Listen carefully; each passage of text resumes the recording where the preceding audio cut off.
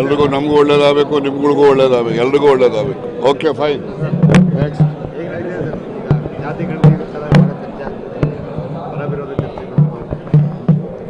ಜಾತಿ ಗಣತಿದು ಈಗಾಗಲೇ ಬಿಹಾರಲ್ಲಿ ಮಾಡಿದ್ದಾರೆ, ಅದೇ ರೀತಿ ತೆಲಂಗಾಣದಲ್ಲೂ ಮಾಡಿದ್ದಾರೆ, ಮತ್ತು ಸೀಮಾಂಧ್ರದಲ್ಲೂ ಕೂಡ ಜಾತಿ ಗಣತಿಯ ವರದಿಗಳು ಬಂದಿವೆ. ಅಲ್ಲಿನೂ ಕೂಡ ಪರ ವಿರೋಧವಾದಂಥ ಕೆಲವು ಅಂಶಗಳನ್ನು ಸಾರ್ವಜನಿಕವಾಗಿ ಕೇಳಿ ಬರ್ತಾ ಇದೆ. ಇಲ್ಲಿನೂ ಕೂಡ ಇದೆ. 15ರಲ್ಲಿ 2015ರಲ್ಲಿ ಮಾಡಿದಂಥದ್ದು, ಮತ್ತು ಆಗ ಇದ್ದಂಥ ನಮ್ಮ ಪಾಪ್ಯುಲೇಷನ್ನು 5 ಕೋಟಿ ಪ್ಲಸ್ ಇರ್ತಾಯಿತ್ತು. ಈಗ 7 ಕೋಟಿ ಇದೆ, 7,40,00,000 ಮೇಲಿದೆ. ಈ ಹಿನ್ನೆಲೆಯಲ್ಲಿ ಇದು ವರದಿ ಅವೈಜ್ಞಾನಿಕ ಅಂತಕ್ಕಂಥ ವಾದ ವಿರೋಧ ಪಕ್ಷದವರು ಹೇಳ್ತಾರೆ. ಆದರೆ ಅವತ್ತಿನ ದಿವಸಕ್ಕೆ 2015ಕ್ಕೆ ಯಾವ ಜನಸಂಖ್ಯೆ ಇತ್ತು ಆ ಜನಸಂಖ್ಯೆಯಲ್ಲಿ ಇವರು ಸುಮಾರು 90% ಇಂಡಿವಿಜುವಲ್ ಆಗಿ ಮನೆಗಳಿಗೆ ಭೇಟಿ ಮಾಡಿ, ಮನೆಗಳಲ್ಲಿ ಯಾರು ಹಿರಿಯರಿರ್ತಾರೆ ಅವರಿಂದ ಮಾಹಿತಿ ತೆಗೆದುಕೊಂಡು ಆ ಮಾಹಿತಿನ ಒಂದು ಪ್ರಿಸ್ಕ್ರೈಬ್ಡ್ ಫಾರಮಲ್ಲಿ ಫಿಲಪ್ ಮಾಡಿ ಅವರಿಂದ ಸಹಿನೂ ಕೂಡ ಪಡೆದಿರ್ತಕ್ಕಂಥ ದಾಖಲೆಗಳು ಈಗಾಗಲೇ ಇದ್ದಾವೆ.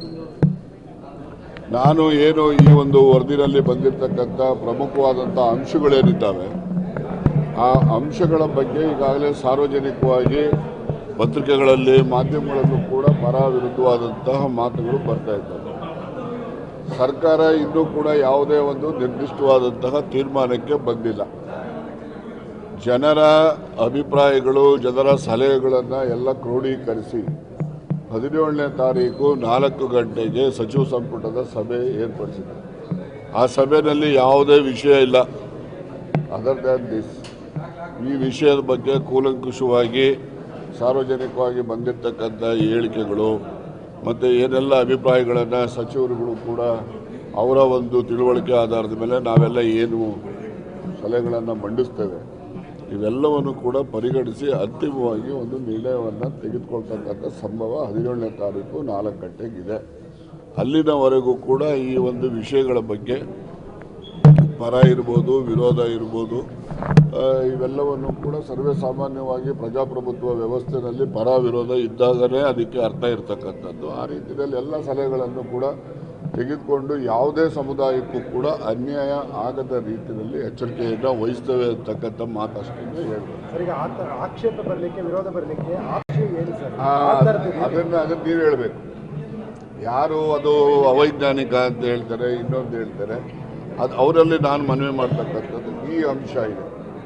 ಈ ಅಂಶ ಇದು ಸತ್ಯ ಅಲ್ಲ, ಇದು ವಾಸ್ತವವಾಗಿರ್ತಕ್ಕಂಥದ್ದು. ಇದು ನಿಮ್ಮ ವರದಿನಲ್ಲಿ ಈ ರೀತಿ ನಮೂದಾಗಿದೆ, ಇದು ವಾಸ್ತವಿಕತೆಗೆ ದೂರ ಇರ್ತಕ್ಕಂಥದ್ದು ಅಂತಕ್ಕಂಥ ಒಂದು ಅಂಶಗಳನ್ನು ಹೇಳಿದಾಗ ನಾವು ಅದರ ಬಗ್ಗೆ ತೀವ್ರವಾಗಿ ಪರಿಗಣನೆ ಮಾಡ್ತಕ್ಕಂಥ ಕೆಲಸ ಮಾಡ್ಬೋದು.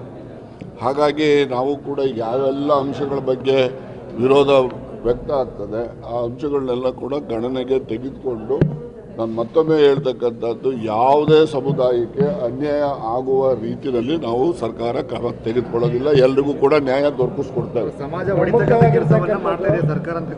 ಯಾವ ಸಮಾಜ ಹೊಡೆದಿರೋ ಏನಾಗಿದೆ?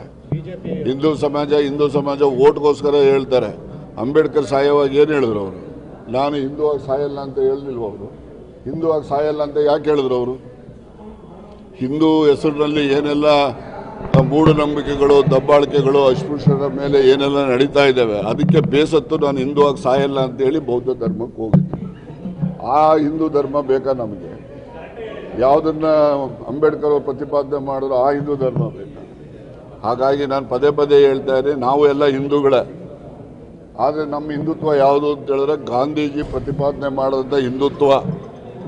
ಇವರೆಲ್ಲ ಬೇರೆಯವ್ರು ಮಾತಾಡ್ತಾರಲ್ಲ, ಇವರೆಲ್ಲ ಗೂಡ್ಸೆ ಪ್ರತಿಪಾದನೆ ಮಾಡಿದಂಥ ಹಿಂದುತ್ವ ಇವ್ರದ್ದು. ಹಾಗಾಗಿ ನಾವು ಗೂಡ್ಸೆ ಹಿಂದುತ್ವದವರಲ್ಲ, ನಾವು ಗಾಂಧಿ ಹಿಂದುತ್ವದವರು. ಬನ್ನಿ ನೋಡಿ, ರಾಜಕೀಯ ಲಾಭ ನಷ್ಟದ ಪ್ರಶ್ನೆ ಬರೋದಿಲ್ಲ.